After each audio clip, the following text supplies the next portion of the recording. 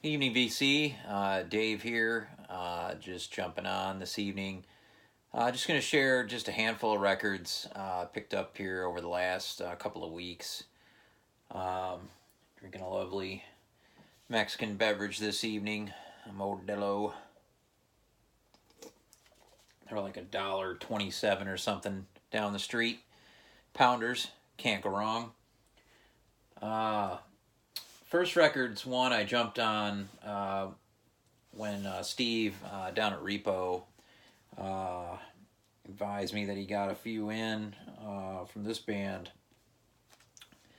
And first record I found from them that I've picked up, that's the Butthole Surfers Locust Abortion Technician.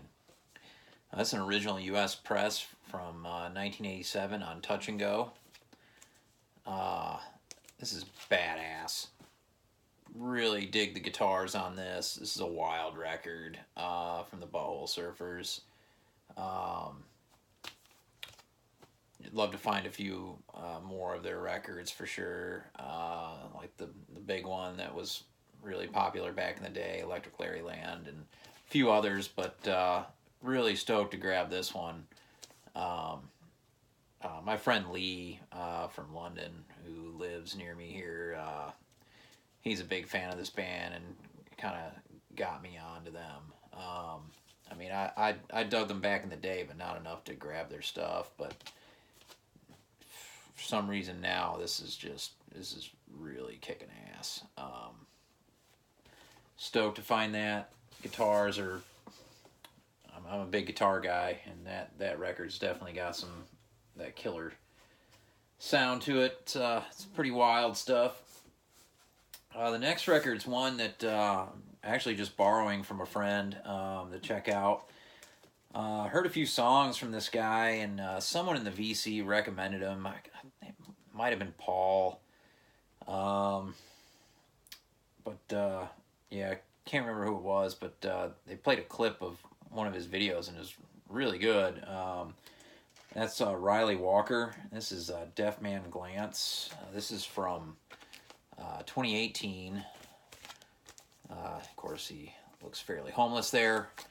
Son of Dead Oceans, which is the label. I'm looking for some earlier stuff of his from 2016. I mean, if you know the band like the Medications out of DC, or any of that kind of vibe, this guy's like the solo acoustic version of that. Fantastic songwriting. Just really chill. Still pretty dynamic. I'm not as big a fan of this record as the older stuff, but really good listen.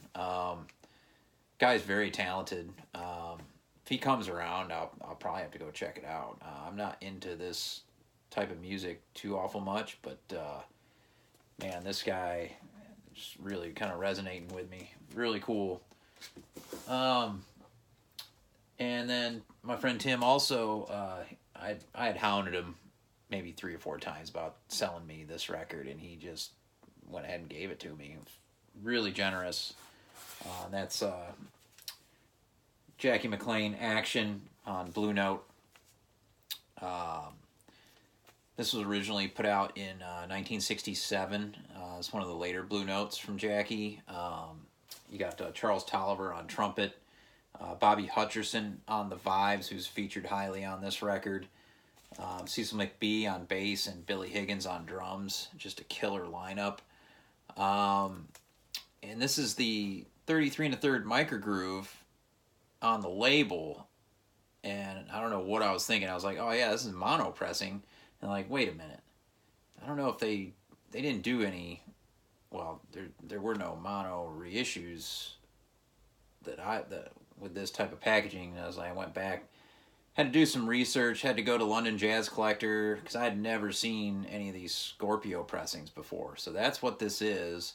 So it's actually digitally sourced. So it's not the best that you're going to get from a Blue Note, but it on my system it plays just fine. So yeah, I completely. So Lavelle, not a mono. Chris, not a mono, but really cool record. None the same. So it's like a '90s reissue. Still sounds great on my system, and it's a great Jackie McLean record. So the next couple records, I was down in Repo, and Steve approached me. He's like, "Hey, do you still have that Dilla record that you posted?" And I had picked up double LP, one of the instrumental records from J Dilla. It's like Birth of Detroit or something like that, and I'd listen to it maybe 3 or 4 times. I dig it, but it's. I mean, I'd rather listen to DJ Shadow if I'm going to listen to anything in that vein. So it kind of sat on the shelf for a while, and I mean, it just so happened he was looking for a copy, and so he told me he had some jazz for trade, and so traded him that Dilla record for a couple of Art Ensemble of Chicago records that I did not have, and just spun these today, and man, very stoked to pick these up. And I've got so Fanfare for the Warriors here from 1974, a promo copy. Yeah, this is on Atlantic, I believe. Yeah, and man, this is killer. All kinds of stuff going on this record.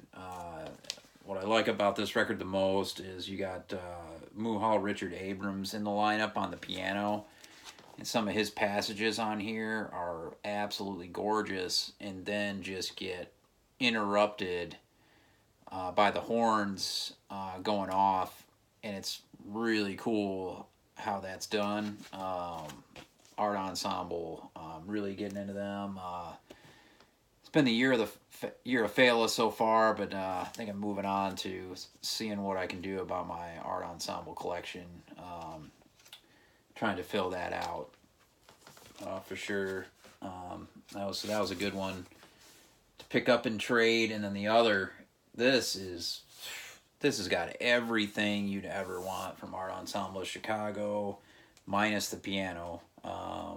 So Muhal Richard Abrams is not on this record, but the entire rest of the cast is. This is Urban Bushman on ECM from '82. Highly recommend this. Heck, if you're just starting out listening to the Art Ensemble of Chicago, this would be a good one. This just covers the gamut. Every style of playing that they've done is on here. Gatefold, double LP, on ECM.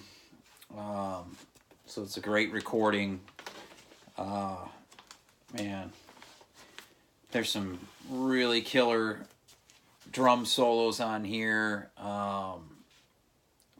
Really stand out. But there's I think it's track disc 4 is live, and it's just amazing. Highly recommended. That's Urban Bushman from the Art Ensemble of Chicago from '82 on ECM. So that's the 2 I got in trade. So very stoked with that. So I was on the trade kick, and I had I think I had a metal record that I wasn't really into, so I went down to Lunchbox and traded that in, and got store credit and picked up this album that Scott had gave me a heads up on. Never heard of this record, and checked it out and was highly impressed. It's fantastic. It's Carlton Hester and the Contemporary Jazz Art Movement, a Hysterian musicism. And man, this is all different types of flute arrangements. The last track, you've got some really killer vocals on. This is a recent reissue from 2019 on Cool Cult Records out of Paris, France. I think the original, not sure the label, the original label that came out in '82 in San Fran actually was the Hysteria label. So it was a kind of maybe a private press. It was Hester's own label. Man, this is fantastic. I don't have a lot of flute driven jazz, but it's not usually my thing unless it's funky Bobby Humphrey or I don't know. But this is fantastic. Yeah, this is just out. Luckily, my local store Lunchbox is really good about getting in new reissues from Britain and France and Germany, and yeah, reaping the rewards. This is great. Spun this tonight. Gonna spin this a bunch more this weekend. So that's everything I've picked up here in the last little bit. And then found out that around closing time tonight, Scott at Lunchbox just got in a pretty sizable free jazz collection. I